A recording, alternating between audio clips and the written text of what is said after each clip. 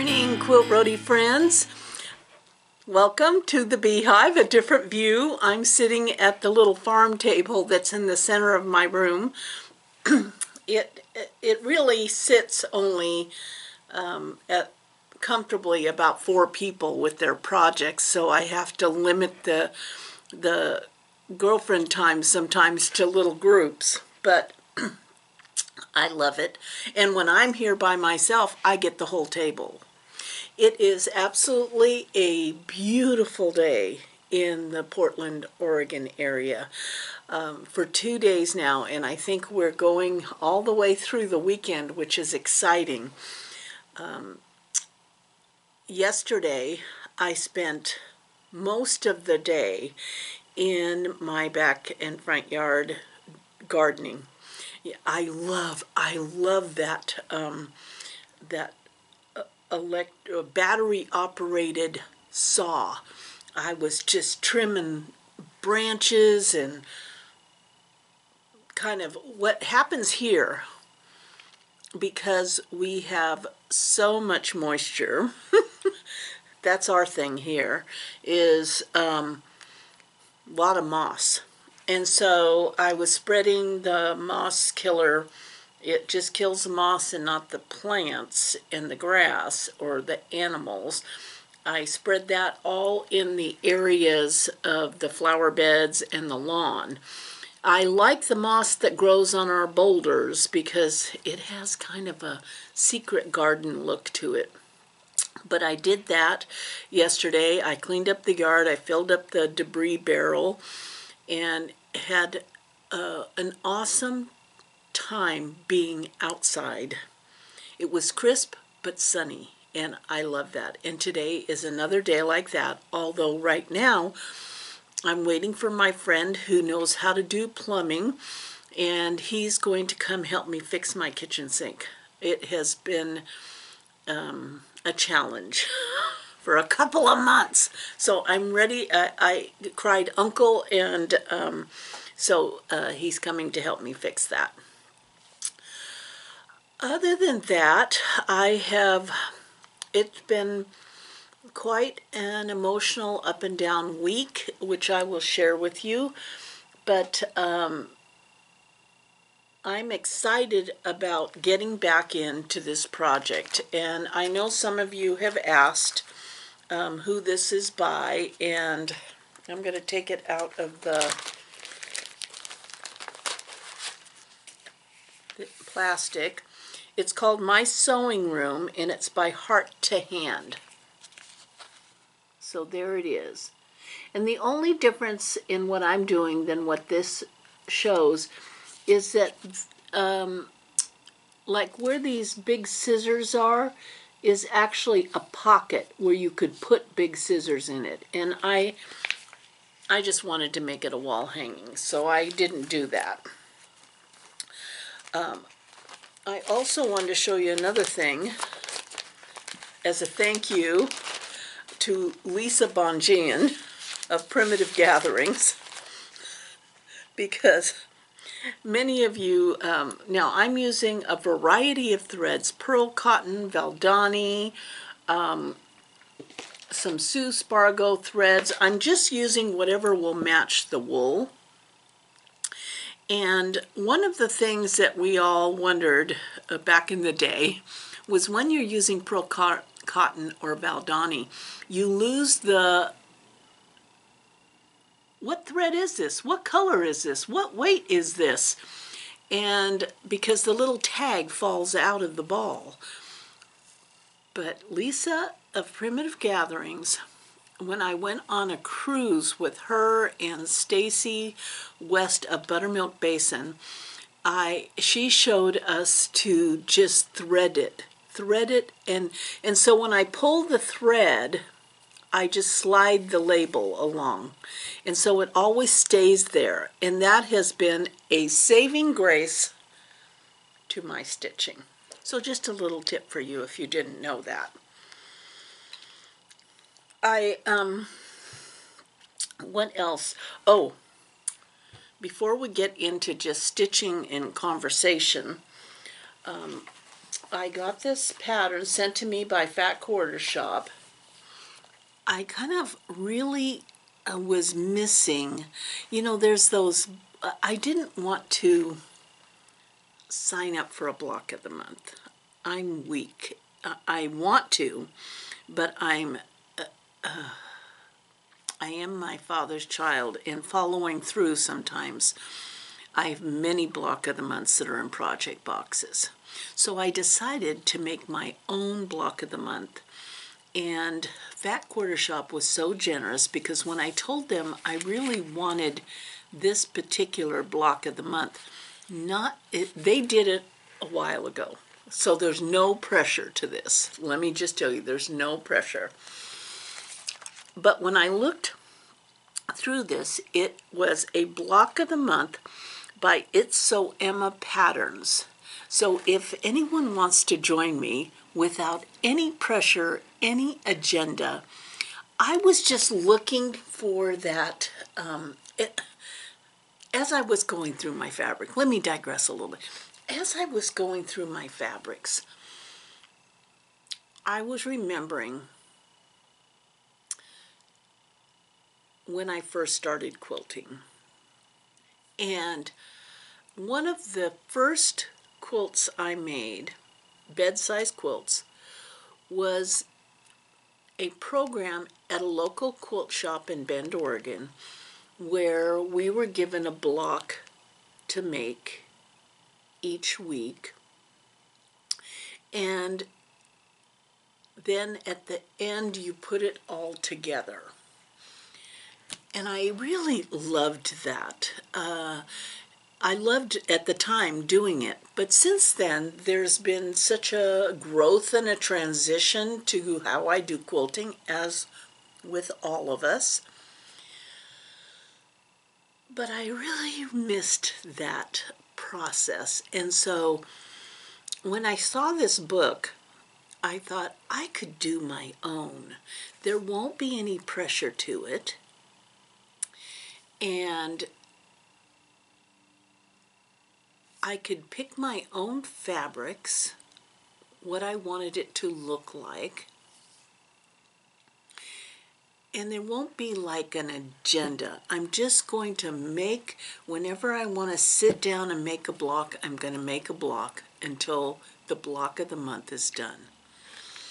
And so Fat Quarter Shop was generous enough to send me the book, to offer one of you a book, and also offer a $35 gift card to another viewer.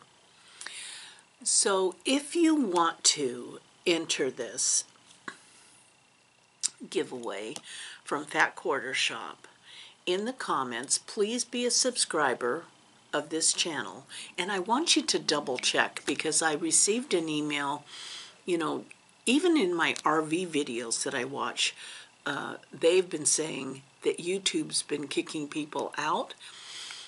And I think it maybe is subversive in some ways. I don't know. Conspiracy theorist, here I am.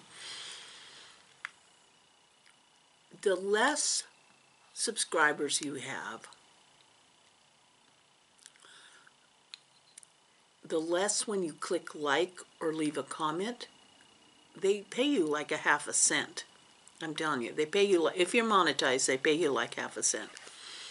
Maybe it's a way to decrease. I don't know. I don't know what's going on, but please just hit the subscribe button. And if you want to be notified when I upload a Quilttube video, just click the notification bell, and then you'll get like a notice when you open up YouTube. You'll get a notice that, oh, you have a couple of shows to watch, and hopefully one of them is me. So hit that subscribe button. So this is from the Fat Quarter Shop. It is a block of the month program that will not be functioning like a traditional block of the month. It's just to relax, just breathe, and enjoy. And it's a It's So Emma pattern. and this is it, Cream and Sugar. Originally, I thought I'm going to make this out of Cream and Sugar fabrics, which I believe these fabrics were from Edita Sitar. I'm not 100% sure, but I decided that I love the scrappiness. There's a whole bunch of different fabrics. And I love the idea that I could do it at my own pace. I'll just make a block and show you when I have a block done. And I'm going to do it, I decided to go way outside the box of this particular block of the month and choose a different fabric line. And so when I was looking through the fabric lines, there's a new one coming out by Laundry Basket Quilts for Andover Fabrics, which is, maybe that's where I thought it was Edita Sitar. And it's called Beach House. And I thought, I'm going to do it in Beach House for my sailing room. I have a room that's kind of like an ode to my parents. And so you don't have to, if you have a collection of this Cream and Sugar fabrics, or if you want it to match whatever you are doing decor-wise in your own home, do it. But I chose Beach House, and I put in a reservation because it hasn't quite released yet, but I loved the sneak peek on the Fat Quarter Shop. And I'm waiting for those fabrics to come. And then I'm going to start it kind of maybe one block at a time. Every time I do a Quiltroadie, I'll have a block done. No pressure, because we know life interrupts our creativeness. So back to, if you are interested in this book, in the comments, put Cream and Sugar. Cream and Sugar, just like it's written on that book. And we'll give away one of these books that'll be sent directly to you from the Fat Quarter Shop, and also a $35 gift card to another person who might want to do this also, or something else. So that's exciting. I mean, Fat Quarter Shop continues to wow me with their generosity. Truly, and again, Beach House is the fabric that I'm choosing that's coming out. It looked I could smell this ocean air. I could smell the ocean air. So I'm just going to get started. Where is my needle? I've already lost it. Oh, there it is. It's on the ground. Of course it's on the ground. That's why G bought me one of those long magnetic things. So I'm going to just go around as we talk. I'm getting excited. I hope I see some of you at the Quilters Affair in Sisters, Oregon. I'm going to be running the Sit and Stitch for 4 days.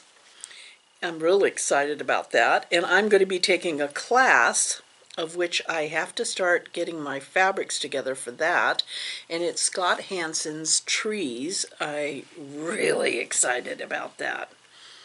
I'm just doing a basic buttonhole stitch around the edge of this tomato. So, you know, I don't know if you can see that, but it's just a basic buttonhole stitch. And I like the thread to be a slight different shade than the wool, so that my awesome stitching shows up. Yeah, so this week, let's see, this week has been kind of an emotional week for me. I was looking for a photograph that a friend was asking me some historical questions. My dad was, at one point in his life, a, I forget what it was called. He had a card. In the military, he was a photographer. He documented things. And so he had a special card, not the Signal Corps, but he had a special card designating that he was photographing. And he did photograph, and I've shared this, I probably shared this before with you, but he did photograph H-bomb testing. And the exposure to that radiation, you just can't imagine what that must have been like for those military people that were involved in that. But we used to, in our family, have a photograph of the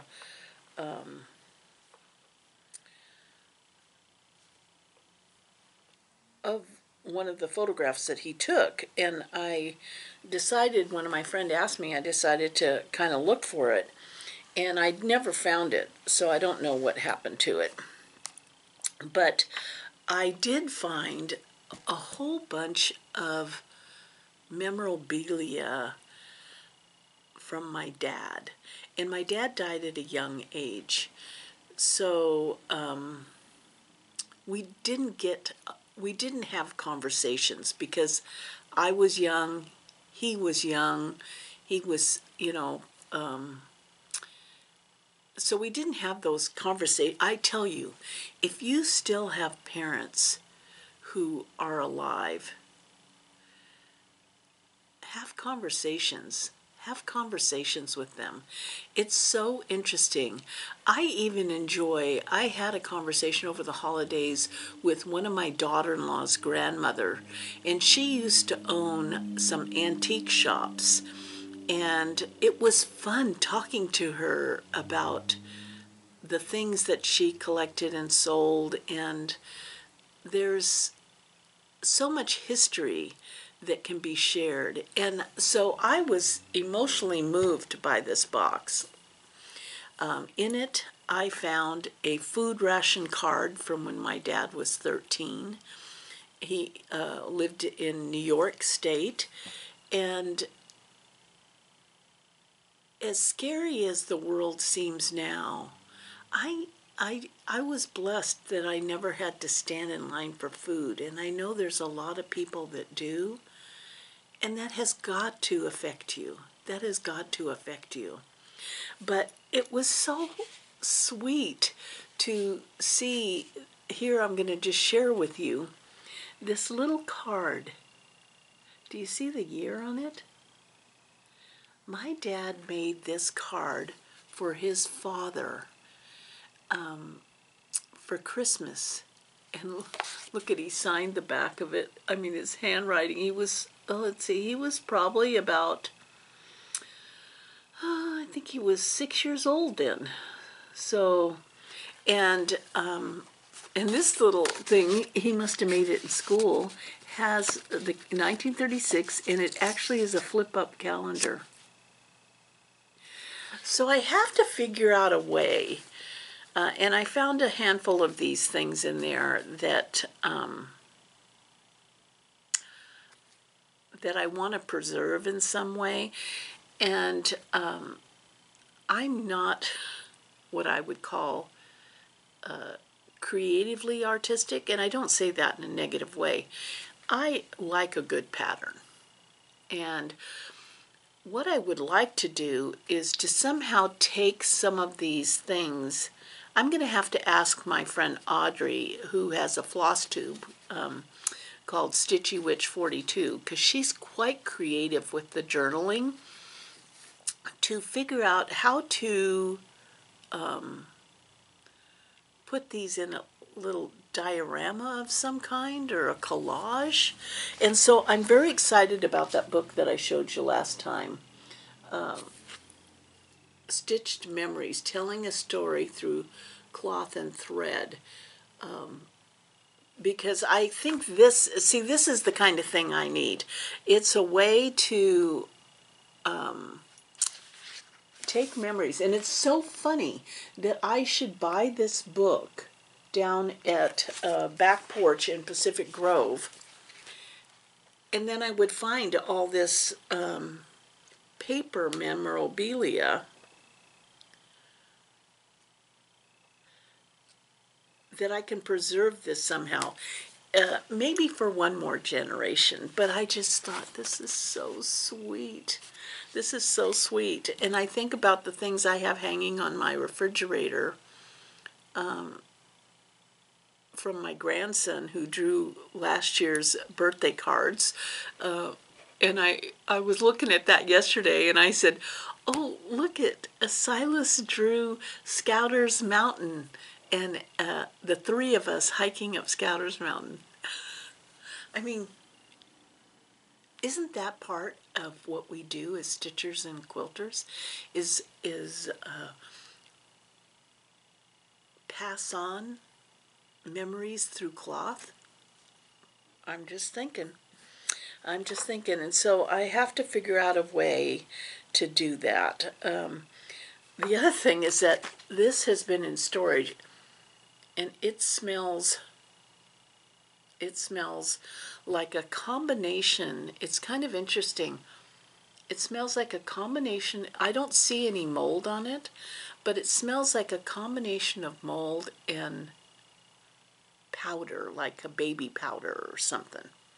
Yeah, so I got to figure out how to air that out. And it's, yeah. They say 2 generations people won't remember. And for my dad, he passed before my children were even born, so they don't have any concrete memory of him. So maybe I can preserve a little bit of it. And I was finding letters that he had written to his mother. And what a treasure trove of emotion that is written down. He had beautiful handwriting. And what's going to happen for us? It's mostly text and email. I mean, here I get to look at these letters, and his handwriting was beautiful. I mean, I saw 2 of his report cards, and in one, he was barely even passing that grade, and yet he was a very successful adult. You know, he was very successful in life. Although he did pass young, he was very successful in life. And so obviously school, although he was, you know, very much supported me going to college and all that, he did not even go to high school, you know, and yet was very successful. So it's kind of interesting, that whole trip down memory lane was very emotional. And I found this pack of letters that he wrote back and forth to his mother when he was in the Army. And I never met my grandmother. She died the year I was born, but I was named after her. So these letters are heartfelt letters back and forth when my dad was in the military to his mother, you know, and she, in sharing what was going on back home and her worry. I mean, I actually cried when I was reading them, because all mothers, that's it. It's in our DNA, I think, to worry about our children. And I could feel that worry and that love and concern from my grandmother for her son. And I didn't know her son. I knew my father. So there is the difference. I could put myself in her place in how we worry about our children, and we worry about our stuff, and I mean, I have a, let me just show you. Take a look at the mess back here while I get this.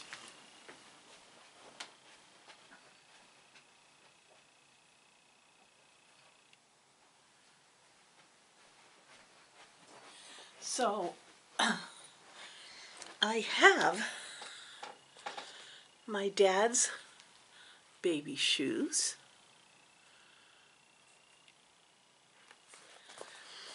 And then this is this is an old film case that he had. This is how film was transported. But inside here is a, this is a metal, let's see, it looks like Mary and Jesus, and this is the Sacred Heart. And then in this little metal container, which I'm not sure what this originally might have been for, but inside of it is a statue.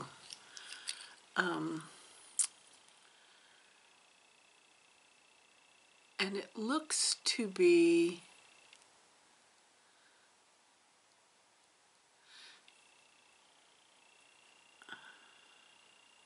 let's see if it focuses. Right about there, huh?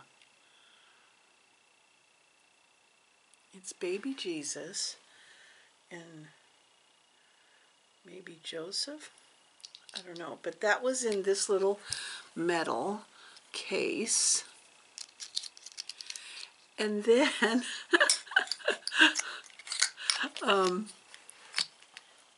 here's a perfume bottle. It's wood, and I can barely read. It says Violet on it, and it's in New York. But when I opened this wood container, let's see, there's a glass container in it, a perfume bottle. I don't think I could pull that out because the wood swell. Oh, there it goes. This was my grandmother's. Violet, Richard Hudnut, New York. Concrete Essence. I'm telling you, my allergies right now are going crazy because it's as strong. Perfume must have made mixed with oil or something that stands the test of time, because now the whole beehive smells like this perfume. It's still, when I open that wood, it is pungent. So that's just a whole lot of jibber jabber, but it really made me think that what we do, no matter what we do, paper crafts, cross stitch, stitching, quilting, it's a way of leaving a piece of ourselves for someone, even if it's a stranger who goes into Goodwill and says, wow, this is a pretty blanket. This is a pretty blanket. So, gosh, I can smell that violet perfume. Now my allergy nose is gonna be going on and on. Yeah, so it has been somewhat of an emotional week. And in one letter that he actually wrote to me when I was 2.5 years old, he was apologizing. He was apologizing, and he was also saying, I hope if and when you have children, you will have some sympathy or understanding, not sympathy, but understanding of the mistakes we made. What a gift. I wish I had written a letter when my kids were young. Maybe I did. I have so many journals around here that have 2 pages written in them. I'm going to have to consolidate them into one journal. Yeah, so this next Wednesday, let me just see here. I want to share with you is Woolly Wednesday at Pioneer Quilts. So if any of you are local, I'm definitely going to be there stitching on this because I want to get this done. And then coming up in April, I'm just looking down here, on April 11th starts the Portland Quilt Craft Sew Fest, which is at the Portland Expo Center, and I'm definitely going to that for the inspiration, if for nothing else. I'm not going to buy anything, no. Yeah, right. Yeah. Oh, you just saw me just lick my thread, huh?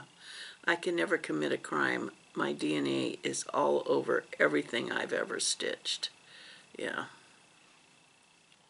But look at this. So maybe this will show the buttonhole stitching. See, I like it to be just a hair, you know, just a little bit different color so that it shows up. Yeah. And I don't just do a buttonhole stitch either. Sometimes I'll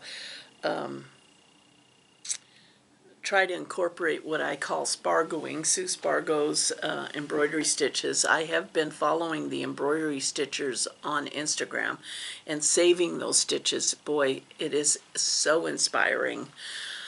Other than that, I just have quilting to do. I'm quilting my sister's oldest grandson, who now is receiving college acceptances, so we know that he is going off in September or August, and so I want to get that done. And then I want to finish tacking down binding because I would like to have a quilt in the Sisters Outdoor Quilt Show. So I hope that we'll see some of you there at the Sisters Outdoor Quilt Show, or that you'll even come for Quilters Affair. It is a week of nothing but a good time, and I know that in Sit and Stitch we always have a good time, and that is where you can bring your sewing machine or your hand stitching. Everyone's doing something different, you meet new friends, and you have a great time.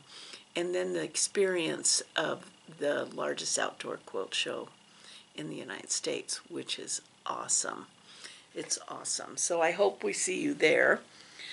Other than that, I think we're done. Just be sure, if you are interested, to be a subscriber and to leave in the comments cream and sugar in your comment for to receive a copy of this book.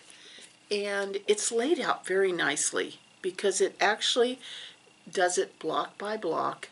The blocks are named, and it's just fabulous. Fabulous. So you can pick your own fabrics, or if you want to hunt down the fabrics that are part of this block of the month, you can do that. And then if you are interested in the $35 gift card, just say in the comments that you're interested in the gift card. and then we'll do a random number drawing before the next one, and then you'll be ready. You'll be ready to have some fun with me. Thank you. Thank you for hanging out. It's a beautiful day. Once I get my plumbing fixed, I am going out. See you all next time. Love you guys.